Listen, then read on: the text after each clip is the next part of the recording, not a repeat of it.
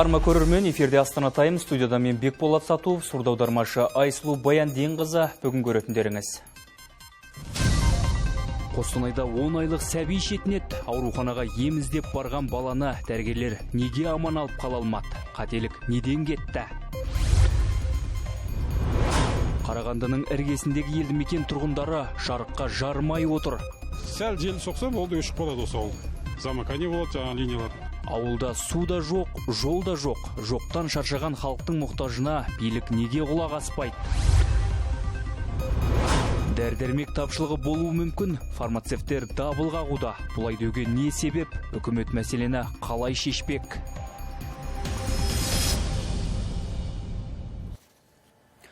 Алматы облысындағы Алмалы Бақ ауылының маңындағы егістік алқаптан 51 жастағы ер адамның денесі зорлық-зомбылық белгілерімен табылды. Еске салсақ, марқұм 2 қараша күні із-түзсіз жоғалып кеткен. Ол Алматыдағы ломбардтардың бірінде бағалаушы болып жұмыс істеген. Полиция департаменті адам өлтіру фактісі бойынша тергеуді бастап, күдіктілер ұсталған. Жедел іздестіру іс-шаралары барысында 9 қарашада криминалдық полиция қызметкерлері 4 күдіктіні ұстап, уақытша ұстау изоляторына қамауға алды.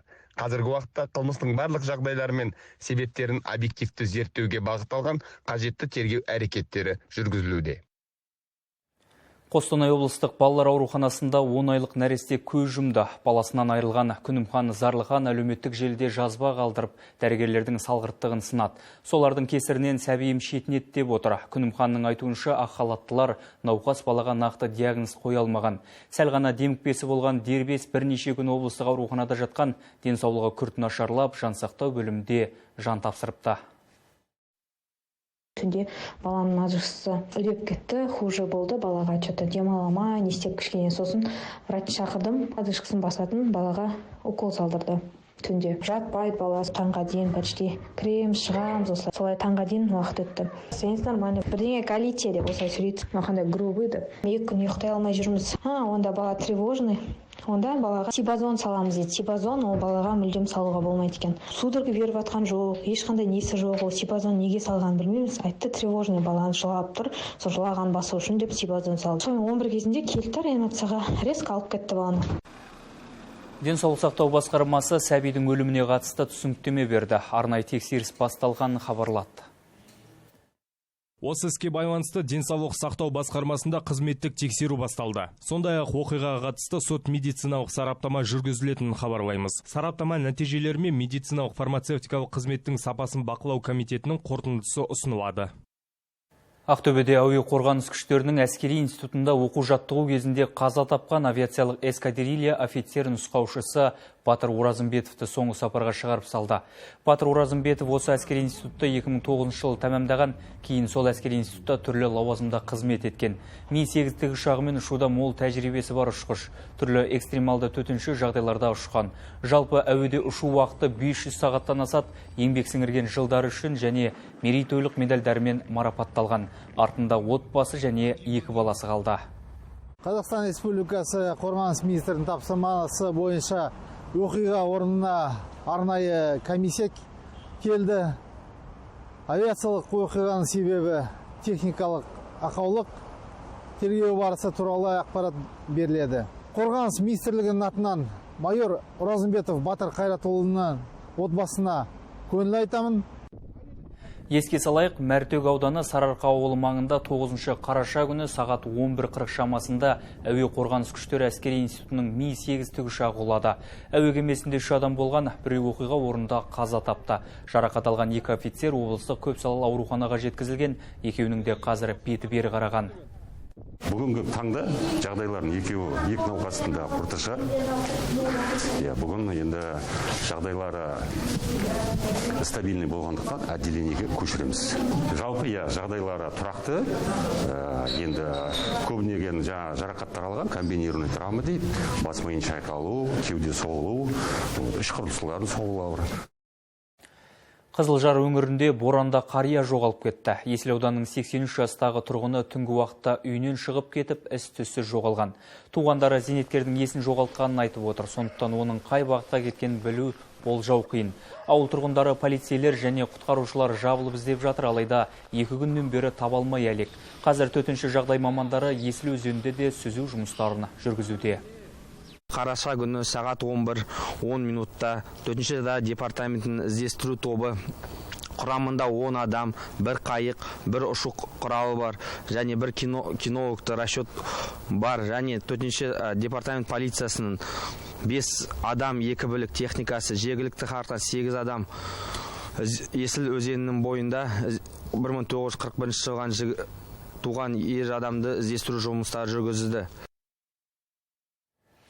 Маусым айынан бері елімізде 1607 есірткі қылмысы анықталды. Бүгін Қарасора 2024 кең ауқымды операциясының қорытындысы жарияланды.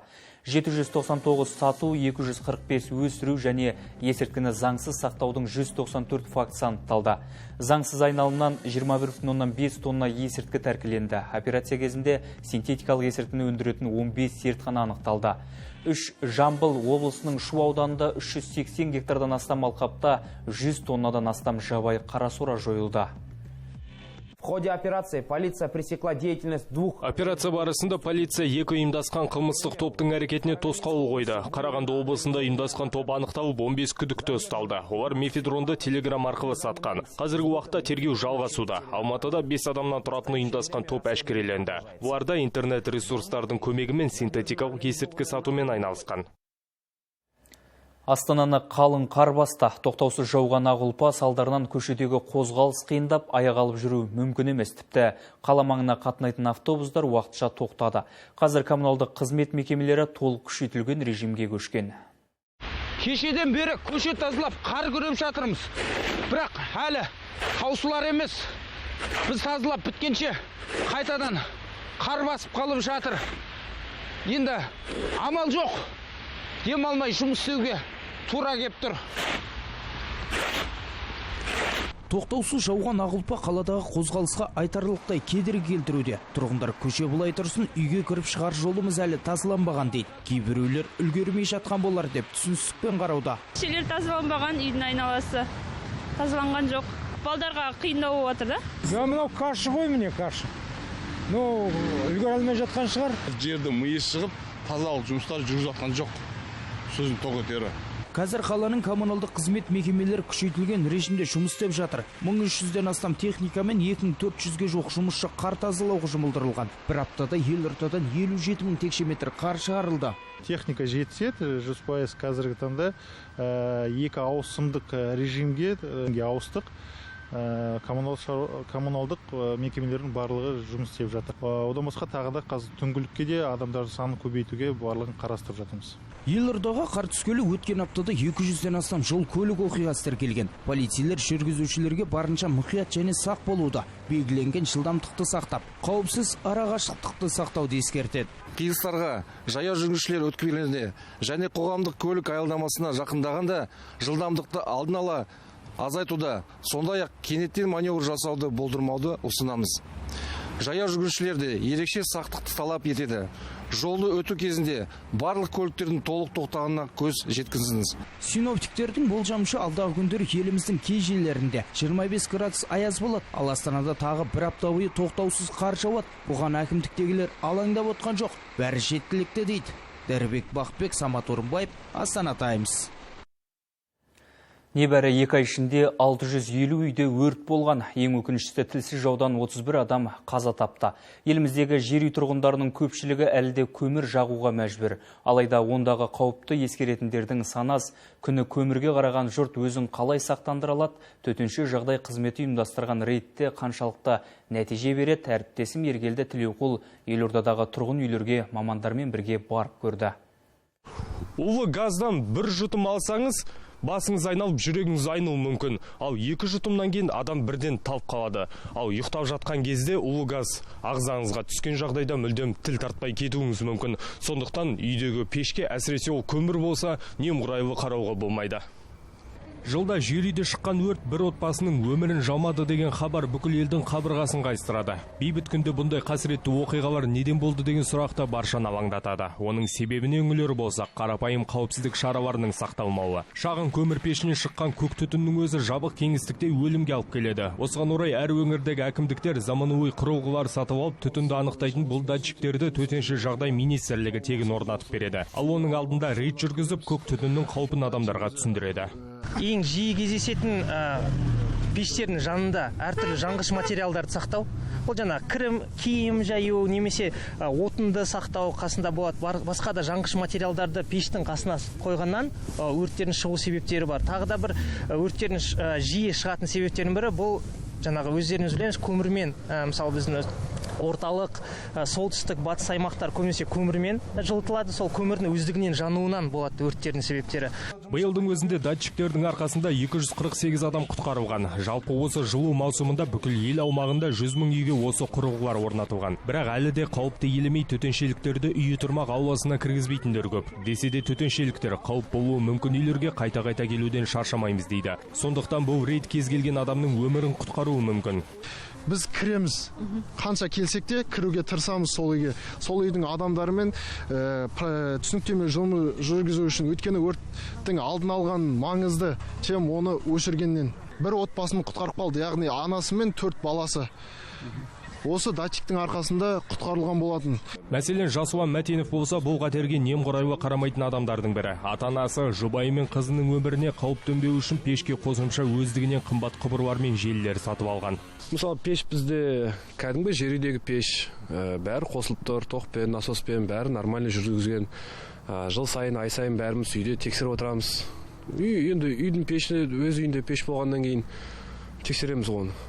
Келді, тексерді, бәрі таза болғаннан кейін ештеңе айтпайды ғой. Айта кетейік, заманауи құрылғылар әлеуметтік осал топқа жататын азаматтарға беріледі. Ол дегеніміз үйлеріне тегін орнатылады. Қалғандары дабыл датчигін өзі сатып алғаны жөн. Ергет Тілеуқұл, Олег Федоров, Астана Таймс.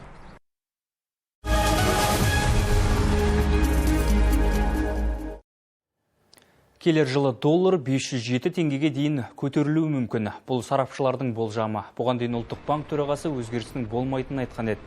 Кейбір экономистер оның сөзін қолдап 460 теңгеден әрі аспайтын сөзге тиек еткен, алайда Қазақстан қаржыгерлер қауымдастығы өз зерттеулерін ұсынды. Айлық инфляцияның 2 еседен астам жеделдеуі және оның өзгеруінің жоғары амплитудасы базалық мөлшерлеменің төмендеу циклінің қайта басталуына кедергі келтіреді. Қаржы нарығы сарапшыларының көпшілігі алдағы 29 қарашадағы ұлттық банк отырысында мөлшерлеме 14,25% деңгейінде сақталуы мүмкін деп санайды. Қалған бөлігі мөлшерлеме 14%-ға дейін төмендейді деп есептейді. Биткоин құны да көтерілді. Цифрлық валюта кейінгі тәулікте 5%-ке өсіп, 80 мың доллардан асты. Апталық өсім 18%-ға тең. Бұл рекорд дейді сарапшылар. Биткоин мен долларда өсім болса, Йемен реалы күрт төмендеді. Жалпы әлемде экономикалық тұрақсыздық бар. Жақын арада бәрі өзгеруі мүмкін. Валютадағы өзгеріс экономикаға әсер етпей қоймайды. Менің ойымша, бәрі осымен тоқтайды деу қиын. Өзгерістерге алдағы уақытта да дайын болу керек. Қазақстанда дәрі-дәрмек тапшы. Фармацевттер қазір елдегі 6926 дәрінің небәрі 736 Еуразиялық экономикалық одақ ережелеріне сай.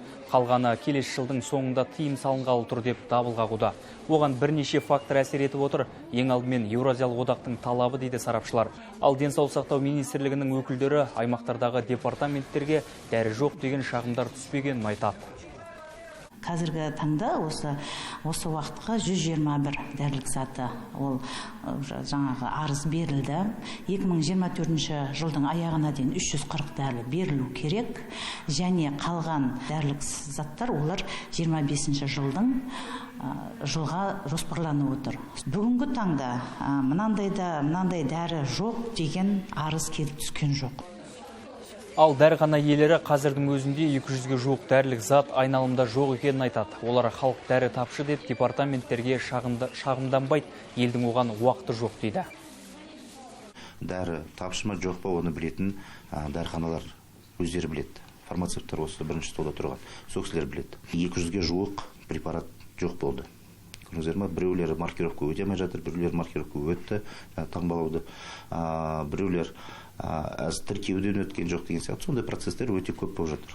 Соқтан кезінде көп қылдырып әкелгеннің арқасында ол складтарда тұр, дәріханаларда тұр, сол запас қылдырып қойғандар, соны сатып қазір неден амалдап жатырмыз дейік. Қарағандыдан небәрі 2 шақырымдағы Трудовой ауылында әлі күнге дейін өркениет жоқ. Бұқар Жырау ауданына қарасты елді мекенде жарық жиі сөнеді, интернет жоқ, суды жұрт тасып ішеді. Қаланың іргесінде орналасса да, жолы да ойдым-ойдым. Билайн связь вообще жоқ. 2 дня связи не было вообще. Кешегі дауылда жұрт 2 күн байланыссыз қалған. Көрші ауылға қатынап оқитын балалармен хабарласа алмай дал болыпты. Бұл мәселе 10 жыл бойы шешілмей келеді. Мына жерге жоғарыға шығып, балаларымызбен біреумен сөйлесек десек, связь жоқ. Содан үйден шығып, мына жолға шығып сөйлесеміз. Қайтып келген кезінде бәрінде тосып аламыз. Қысы күні қатты борандар болғанда тағы да балалар сабаққа бара алмайды. Онлайн обучение десе, онлайнда тағы оқи алмайды. Сәл жел соқса, болды өшіп қалады осы ауыл. Замакане болады, жаңа линиялар. Бәрі ескі, электр желілері. Столдары ешқайсысы ауыстырылмайды, сымдары тартылмайды. Түнде қарасаңыз жел күні, әге жаңа жыл күнгі түнгі от шашарлар сияқты. Жарық жүріп кетеді әрбір жерде. Ауылда суда жоқ. Мұндағы 100 шақты отбасы былтырдан бері ауыз суды күтті. Ауыл ел бесігі бағдарламасымен 190 миллионнан астам қаржы бөлініп, көктемде жұмыс басталуы тиіс еді. Мердігер 1 ай бұрын ғана жұмысқа кіріскен. Қыс ішінде жол бойы қазылып, жұрт жүретін жер таппай қалдық дейді. Су мәселесі, жол, связь, свет. Осы 4 мәселені кешеден айтып жатырмыз. Акимат областыға хотим обратиться, Акимат районаға осыны біреу осыны бізге көмек ретінде жасап берсін. Трудовой ауылы Бұқар Жырау ауданының Доскей ауылдық округіне қарайды. Аудан әкімі орынбасарының айтуынша, республикалық бюджеттен қаржы кеш бөлінгендіктен мердігер жөндеуді күзде бастауға мәжбүр болған. Көп мәселелер қаражатқа кішкене тірелді. Жана айтып тұрған себебі мұнда кішкене үзілістер болғаны да жаңа қаражаттың көлеміне қарасты. Алайда қазір бұл жобаның аяқталуы осы біздің желтоқсан айының ортасына қарастырылған.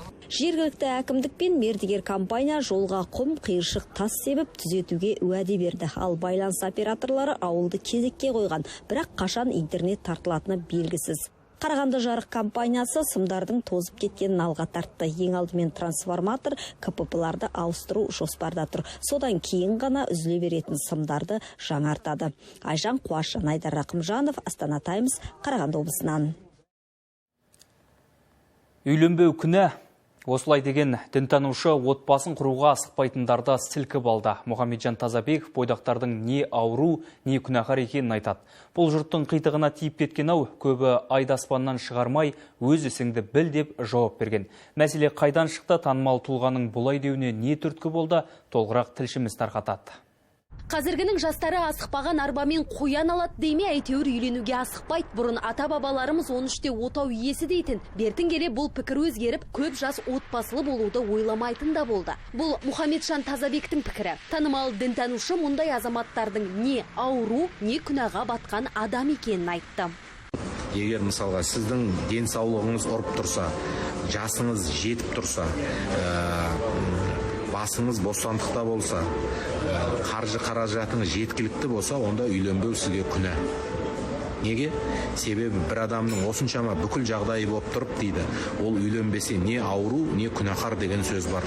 Қазір бойдақтар шашымның санап әр ағын 30-дан асып барамын деп әндетіп үйленеді. Оған дейін жалғыздың шаңы шықпасын ойламайды. Отбасын құруға асықпайтындардың дені Алматы, Қарағанды, Шығыс Қазақстан облысының тұрғындары. Психолог жастардың жанұялы болудан қашуына жауапсыздық себеп екенін айтады. Адам еркіндіктен айырылғысы келмейді.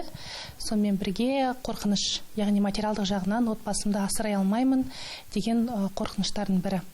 Өйткені отбасы құрғаннан кейін міндетті түрде бала дүниеге туылады, ал көбісі отбасы құрған жалпы азаматтар осы жағынан баламды асыра алмаймын, отбасыма керекті дүниені ала алмаймын деген қорқыныштан көбінесе азаматтық некені таңдап жатады.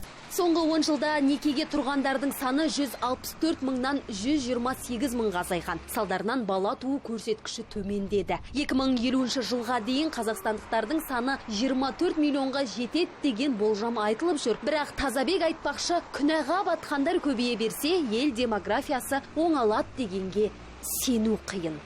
Мәселе бұл. Еліміздің даму. Біз айтамыз, ана экономиканы дамытамыз, бірақ адам керек қой бізге, адам. Сапалы, саналы, денсаулығы мықты, здоровый адам керек. Бойдақтарға шүйліккен тек Тазабек емес. Халық батыры Бауыржан Момышұлы да 20-ға келіп үйленбеген жігіт халық жауы деді емес пе? Ендеше күнәһар атанып, халық жауы болмай тұрғанда теңімізді табуға асығайық. Аружан Садабек, Нұржан Махмутов, Астана Таймс.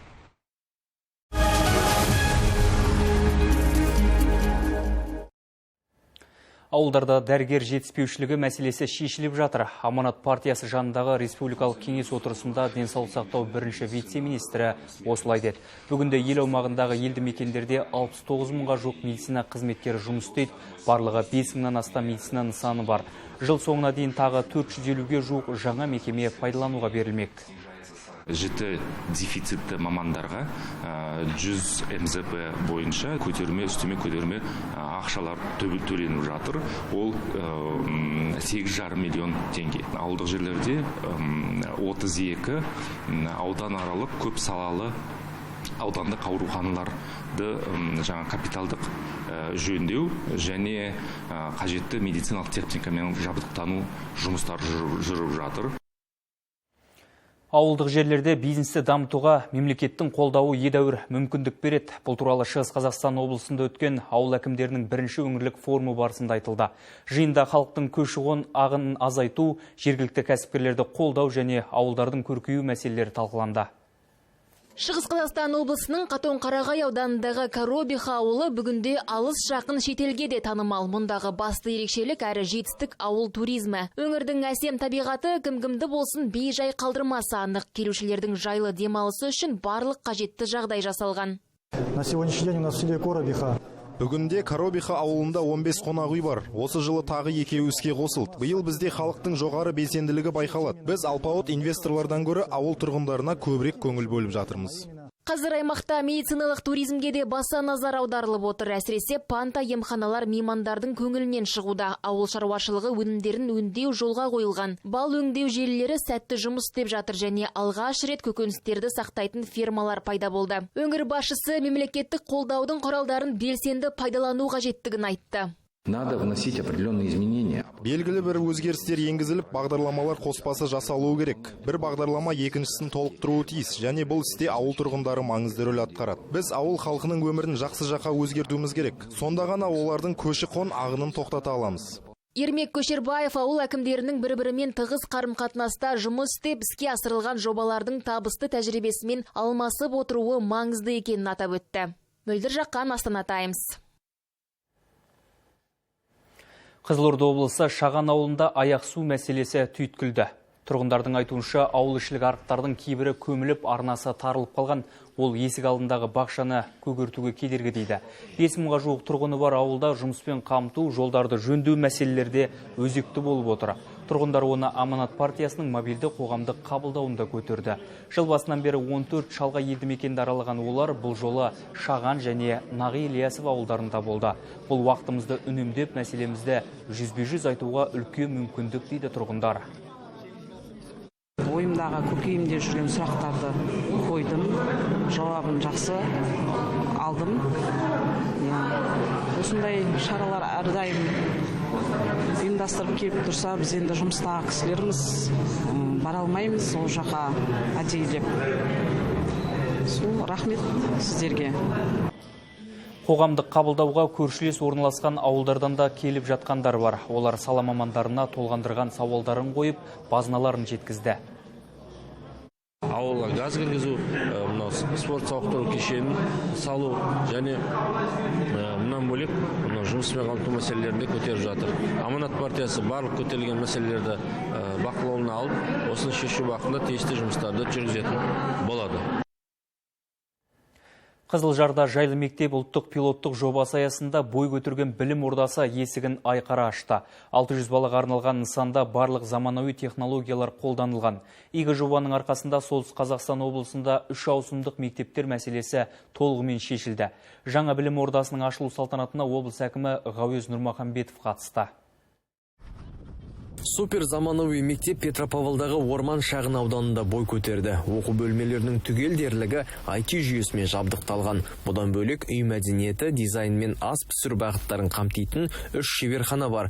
Оқу барысында оқушыларға мәтіндерді тыңдауға береміз интерактивті панель арқылы, және әртүрлі үлестірмелі тапсырмаларды тақта арқылы оқушылар өздері жасай алады. Бұрынғыдай қағаз жүзінде емес, барлығы интерактивті панель арқылы бере аламыз. Білім ошағы 600 балаға шақталған. Жаңа мектеп бірнеше шағын ауданның балаларын қабылдамақ. Арасында тасқыннан зардап шеккендерге арналып жаңадан салынған Бірлік ауданында бар. Біз бұл мектепті таңдаған себебіміз бізге жақын, бірден, екіншіден баламыздың болашағында осындай жайлы мектепте білім алса деген сондай ойменен осы мектепке келдік. Осындай жайлы мектепте балам жақсы білім алады деген ойдамын.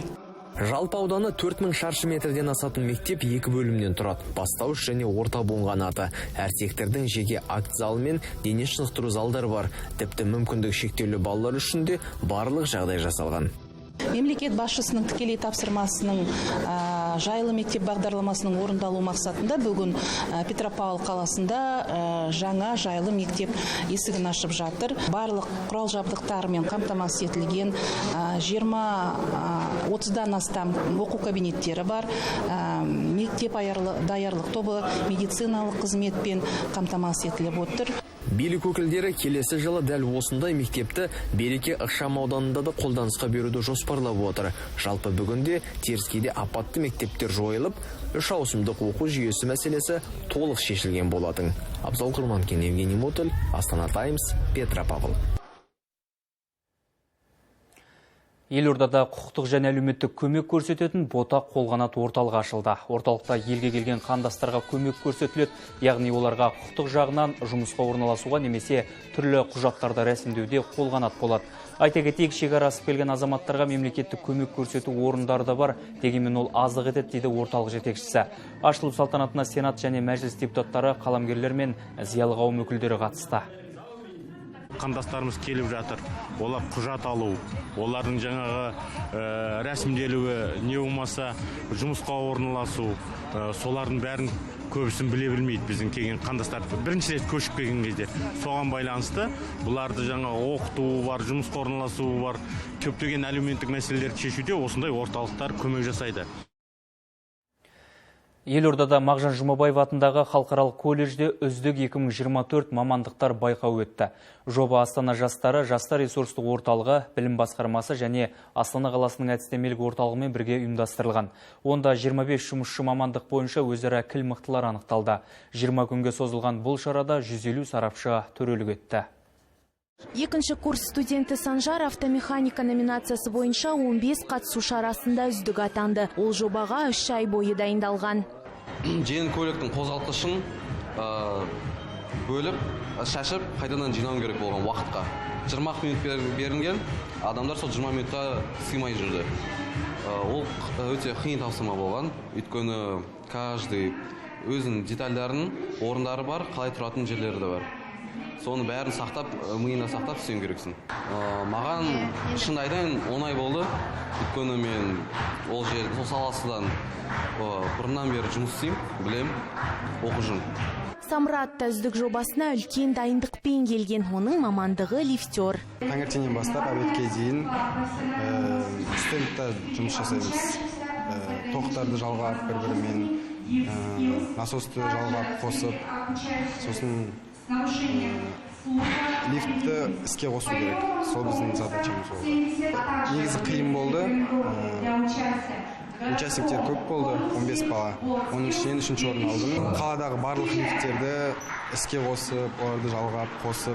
Бұдан бөлек қатысушылар аспазшы, дизайн құрастыру, флорист және шаштараз кәсіптері бойынша алған білімдерін іс жүзінде көрсетті. Шараға қала бойынша 375 студент қатысқан. Ұйымдастырушылардың айтуынша бұл көрсеткіш былтырға қарағанда 2 есе көп. Бұның студенттерге пайдасы көбірек тиеді деп айта аламын, өйткені олар өздерінің мамандықтары бойынша алдағы оқу бітіргеннен кейін практика ретінде алынады. Бұл да бұл студенттерге өздерінің жұмысын іспен көрсетіп дәлелдеу мақсатында қалай жұмысқа қалай келу керектігін, жұмыс қалай болатынын түсіндірме жұмыстардан кейін олар қатысушылардың былай айтқан кезде конкурс аясындағы жұмыс уақыты басталады. Сарапшылар мұндай тәжірибелік шараларды көбейту қажеттігіне тоқталды, себебі болашақ мамандар практика арқылы тереңірек шыңдалып, кәсіптің қыр-сырымен танысады дейді олар. Вообще мы смотрели по списку критериев. Мен өзім IT саласы бойынша сарапшы болдым. Қатысушылардың шығармашылық тұрғыдан жұмысты қалай атқаратынына да қарадық. Сондай-ақ біздің мамандық үшін функционалдық оптимизация аса маңызды.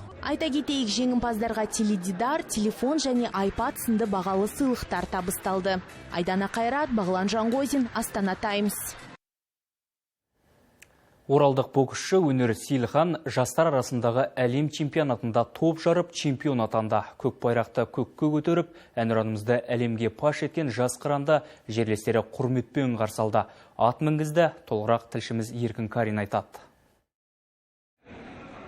Биыл Өнер халықаралық сайыста топ жарды. Азия жастар чемпионатының алтын медалі мен Еуразия кубогының қола жүлдесін иеленді. Әлем мықтылары қолғап түйістірген соңғысында оңайға түспеген. Біз қарсыласпен шықтым, бесеуі де оңай емес. Бесеуі өз елдерінде мықты болды. Жекпе-жек сайын ашылып, одан да жақсы істеп шықты. Финалда жақсы істедік. Қорқтым, конечно, переживать еттім енді. Жыладым, жартысын қарадым, жартысын қараған жоқпын. Сендім оған, балама, последнее сендім. Бапкерлерде жас шебердің әуесқой бокс әлемінде қадамы нық екенін айтады. Барлық кездесуден тамаша өткізді. Тактикалық, техникалық, бапкерінің, ұлттық команданың бапкерінің бәрін тыңдап, бала өте жақсы өткізді. Қазақстаннан барған боксшылар барлығы да көрсетті. Өнер Сейілханның кездесуімен ерекше тәнті болдым. Болашақта осылай ересектер арасына өтіп, сол жетістікке жете беруіне тілектеспіз.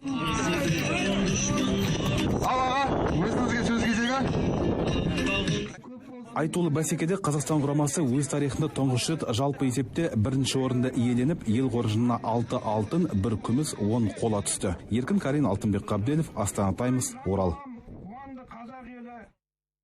Сарайшық балалар мұрасы Атырау орта ғасырлық Сарайшық қаласының тарихы мен мұрасын насихаттауға арналған 2 күндік симпозиум өтіп жатыр.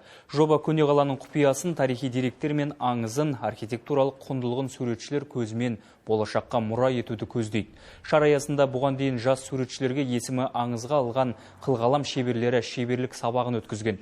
Тіпті 50 шақты суретші көне қаланың орнына барып, табиғат аясында картиналар салды. Сол картиналар бойынша каталог дайындалды. Ертең көрермен ашылуы болады.